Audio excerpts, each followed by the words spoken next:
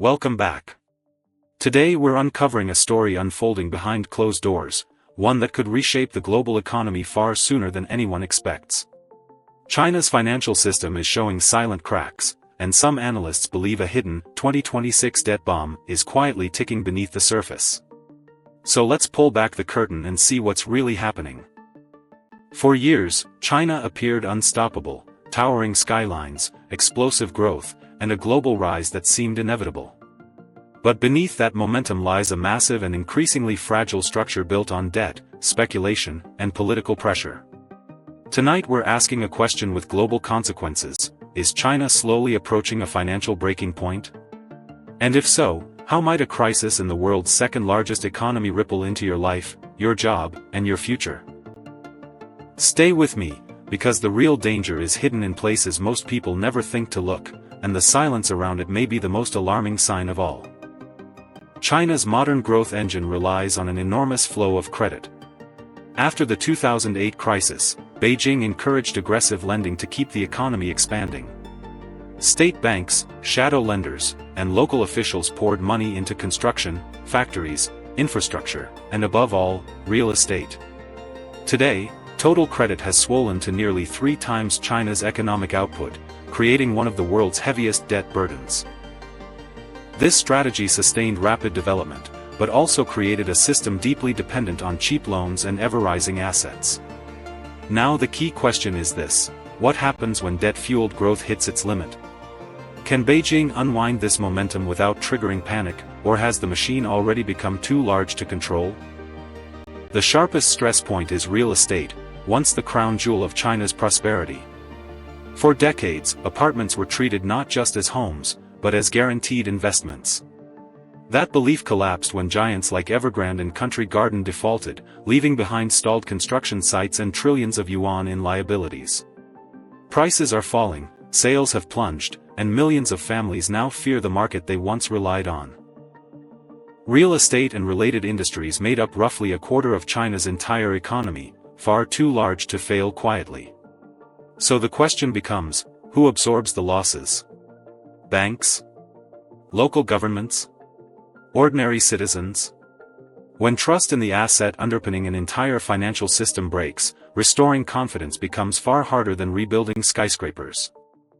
Hidden beneath the surface is an even more dangerous threat: local government financing vehicles, or LGFVs. These shadow entities were created to borrow money for infrastructure, land purchases, and development projects that often produce little revenue. Their combined debt may exceed half of China's GDP, with many loans coming due in the middle of this decade. The problem? Much of this debt can't be repaid without constant refinancing. If investors pull back, or demand higher interest rates, these vehicles could face a liquidity crisis. Imagine hundreds of local governments struggling to roll over their obligations at the exact moment the property sector is weakening. The stress could cascade through the entire financial system. Beijing is trying to manage this quietly. The government has launched large-scale debt swaps, pressured banks to extend loans, and absorbed losses from failing developers.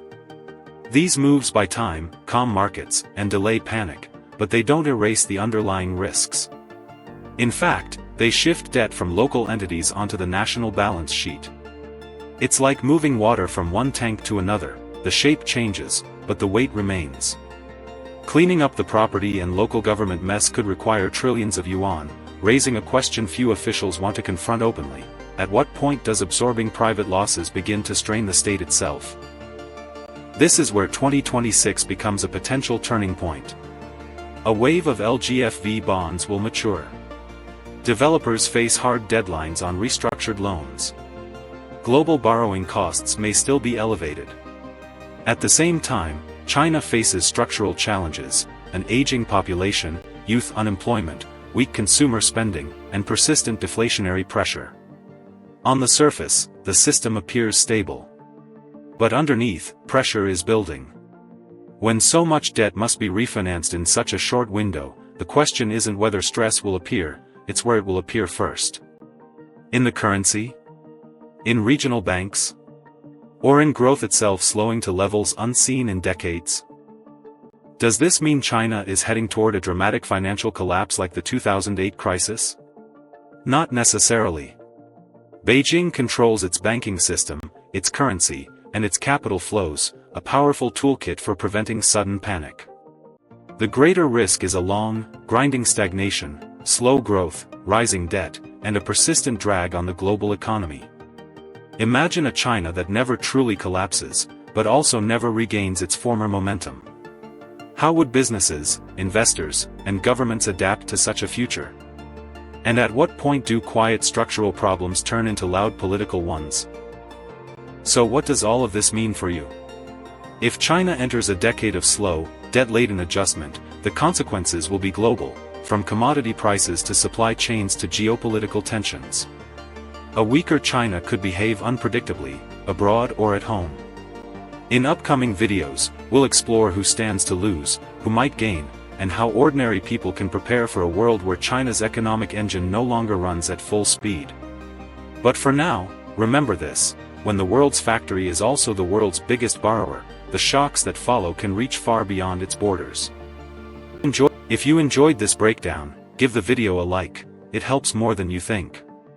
And if you want more clear, sharp explanations about the global economy, subscribe and stay tuned. Thanks for watching.